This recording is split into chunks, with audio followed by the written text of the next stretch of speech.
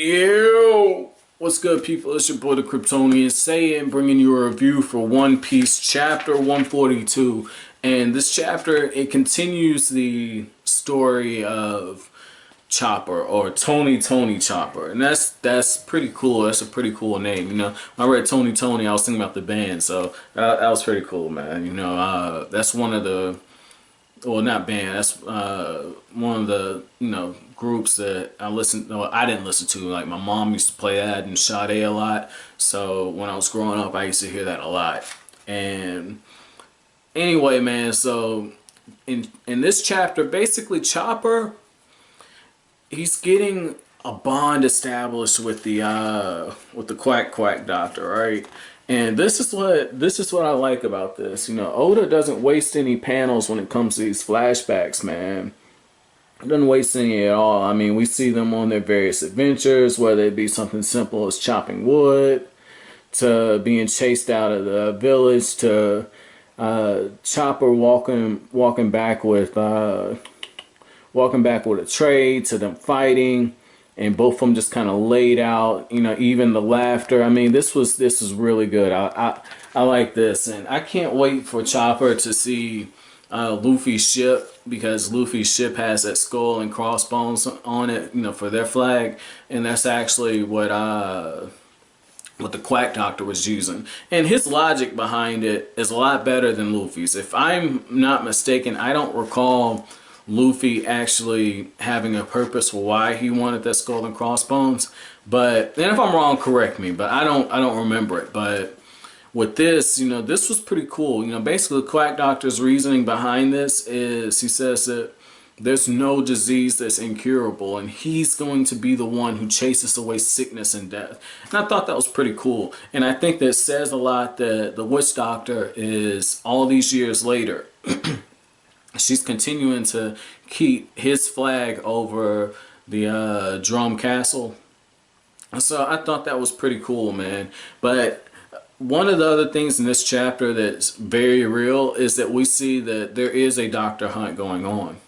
Because at one point they have this patient that they've got to try and heal, and they get chased out. And I thought that was interesting. You know, another thing, they're hiding out somewhere, and that's when the witch doctor, not the witch doctor, the Quack Doctor's like, oh, they're here, we gotta run. And he even tells Chopper, like, you know, there are people after us. You know, just, you can come along if you want to. He said it's not all humans that are bad.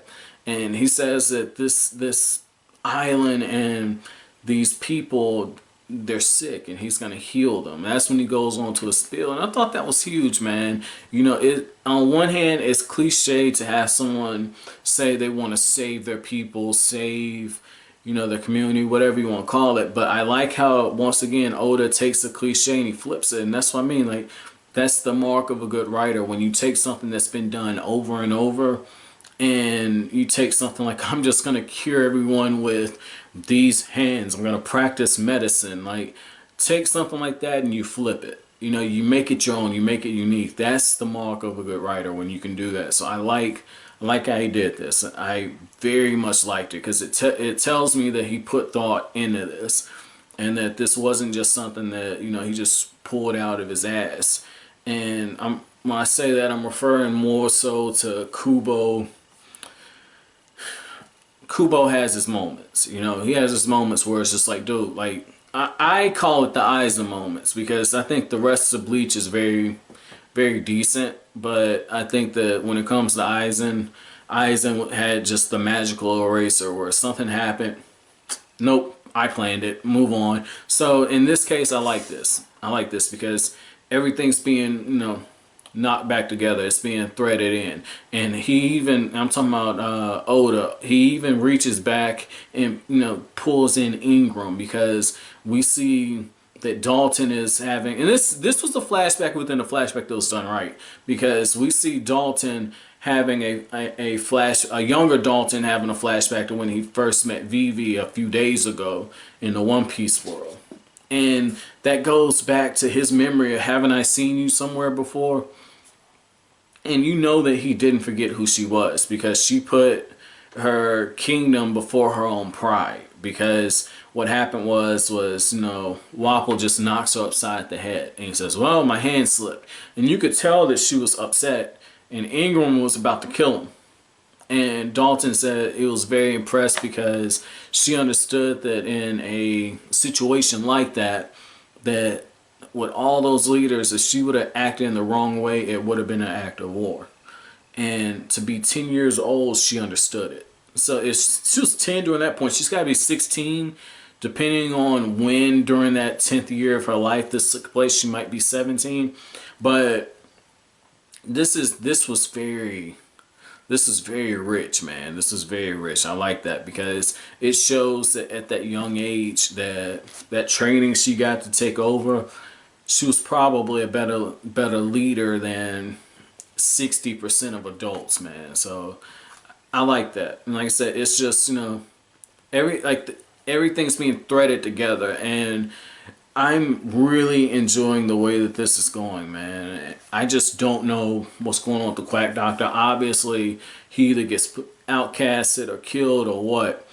And I'm thinking it's the latter, because what happens in this chapter at the end is he tells Chopper, like, look, you're healed, you're better. This is after he gives him the hat that he wears. And, you know, they have their first fight. And that says a lot, you know. This is just my opinion, but, you know, I feel like male relationships and female relationships are different, you know. Like, guys, we can fight today, and then tomorrow we're best friends, you know. And I feel like that's the case with Chopper and the Quack Doctor. I felt like, you know, after they fought, they had a deeper bond, and I think that the Quack Doctor felt himself getting attached to Chopper, and I'm guilty of this myself. You know, if I feel myself getting too close to you, I'll push you away until I figure out where the hell you fit in my life. But I don't like complications. I do this with everyone. You know, I've done this with my family. I've done this with ex-girlfriends. I've done this with friends. Like, if I feel you kind of creeping in right there, I have to put some distance between us. I call it taking breaks. But in this case, you know, Quack Doctor, he did the absolute worst. He pulls a gun on Chopper knowing damn well what Chopper's gone through.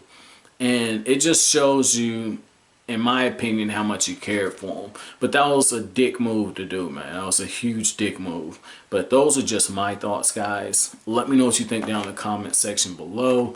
My chapter question for you guys is, what did you think about Chopper and the Quack Doctor's relationship, and what did you think about the fact that he pulled that gun on him at the end of the chapter? But those are just my thoughts. If you liked anything I had to say, make sure you hit that like button, comment, rate, subscribe, share. I will greatly appreciate it. That's it. Thanks for watching. Have an awesome day.